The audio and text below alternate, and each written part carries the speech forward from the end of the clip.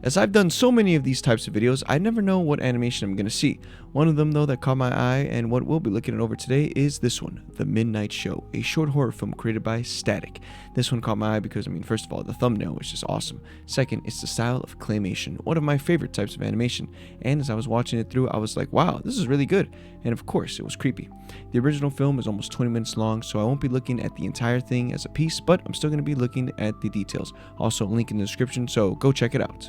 Let's begin. Like always, I like to look at the description of these types of videos to get some more background knowledge. Here it says, in a small house at the edge of a small town, a young boy named Jacob is treated to his very own late-night television broadcast.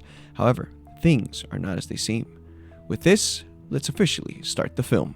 The video begins and we are introduced to our main character here, a young boy named Jacob who lives in a small town in a small house. We learn that on this night, Jacob was having a hard time sleeping. Been there, Jacob. He gets up looking towards the dark doorway to see if his parents are still awake. Wanting to find something to do in the meantime, he begins to watch some late-night TV. As he flips through the channels, nothing seems to catch his eyes until he reaches a certain channel. Channel 0009. For some reason, he couldn't change the channel. Meanwhile, on screen, the words appear. Hello, Jacob. They're displayed, while a distorted voice is heard on this tape. Jacob, stunned and surprised, couldn't believe what he was seeing. He begins to ask the TV some questions on what's going on. He asks, what show is this? The TV responds with, it's your show, and this is your midnight show. He looks at the time, it now reads 12 a.m. The TV then asks him what he would like to see. The TV explains how he could conjure anything that Jacob asked for, but with one exception. If Jacob looks away from the screen, the show will end and the TV will cut. Agreeing to these terms, Jacob continues.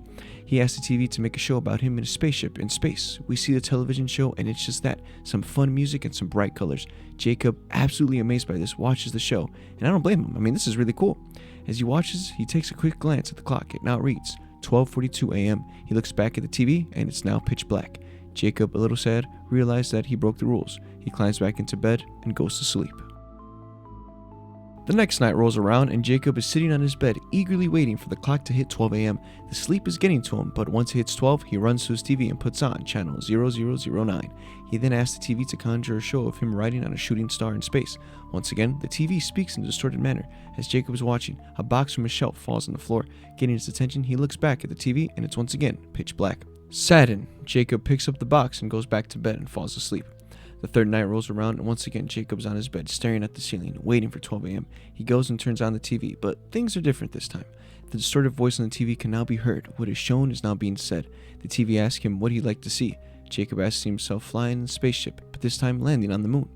The TV immediately starts broadcasting and we see what Jacob requested. But as the show goes on, things start getting darker. The spaceship begins to catch fire and Jacob in the show begins to burn alive and he crashes into the moon, which kills him. As Jacob is disturbed by this, he sees a ball roll towards him from the closet. He looks at the closet and the TV cuts off again. But Jacob isn't even sad about it anymore. He slowly walks towards his closet to investigate. He peeks inside to find nothing but his clothes. He walks back towards his bed and falls asleep. The third night comes and Jacob is once again in bed awake and waiting for 12 a.m. But this time he doesn't seem as excited as he's been previously. He decides that he won't watch any TV tonight, but as he's trying to sleep, the TV turns on by itself and Jacob goes to try and turn it off, but the TV interrupts and asks him if he wants to watch. The voice on the TV, now more clear than ever, sounds like a demonic presence. The TV asks if Jacob is sure that he doesn't want to watch because if he chooses not to, the show will never come back. Conflicted, Jacob decides to watch, but this time the TV shows him something that the voice wants Jacob to see. The static begins to quickly turn into a spiral and a figure is seen in the static swaying back and forth. At the same time, we hear the closet doors open and loud footsteps approach Jacob. We cut in and out of Jacob's perspective and we slowly see this tall, dark creature towering over Jacob. We see its face and its dark void with bright yellow eyes. It stands and just stares at Jacob. The TV cuts off and it says to him, I hope you enjoyed your show, Jacob.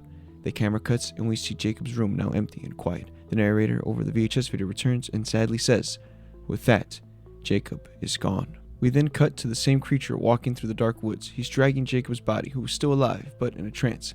His eyes fill in with static of the TV, which looks really cool. We zoom into Jacob's eyes, which transition us to the channel on the TV. It goes from channel 0009 to 0010. With this, the tape ends.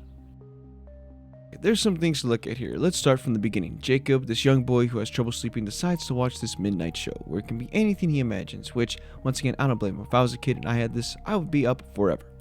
But who is doing this? It's the creature, or the official name from the credits, the host. He is the one making the show from Jacob's imagination. I believe how he can do this is reading and looking into Jacob's mind. That's why it's important for Jacob to not look away, because if he does, the connection is broken, and the host can no longer manipulate Jacob's mind. In reality, there is no show. The TV static is always on, but the host gives Jacob the illusion of his own show. He does this so when he decides to attack, he knows how to manipulate the minds of his victims. Plus, throughout the tape, the host's voice can be heard. It's just that it starts off really distorted because it hasn't fully formed in Jacob's room. It hasn't built that connection in Jacob's mind until the very end. When looking at the specific channel, it says channel 9. Now why? Well, a theory that I have is because Jacob is child number 9, meaning the host has done this with 8 other kids, which is crazy. Further proof for this theory is that at the end of the tape, the channel switches from 9 to 10, meaning now it's time for the 10th channel, which means that he won't stop until he reaches like 9,999 kids. But what is the host? In my opinion, he's this demon from the spirit realm who only goes after kids since their minds are fragile. This couldn't work on adults. We can't get a good look at him since it's always dark, but he's tall, gray, and his body is deformed in a way. His face is his mouth that's always open with sharp teeth. Pretty cool and scary design. But what happened to Jacob? Well, we know he isn't dead. We saw the host drag him deep into the woods. I think he keeps these children to not only control and study their mind of them to keep kidnapping them, but to stay alive. He only exists because these kids built the connection to bring him into the real world. If these kids are dead, then their minds are dead too. That's why he hides them in secure locations. I just wanted to give my thoughts on this tape. I thought it was really well done. The animation, the sound design were awesome. Even the voice acting. This was an overall really great watching experience. It had me creeped out a lot of times. Also, how's this video not at least 500,000 views? Only 16k, which is nowhere near what it deserves. This definitely deserves way more credit. I'd love to see more, but Static has announced that he will no longer do VHS videos in the future, so we'll have to see what happens. Thank you all so much for watching. Please check out some of my other videos. Watch the original video. Once again, link in the description. Anyway, please like and subscribe, and I'll see you in the next one. Peace out.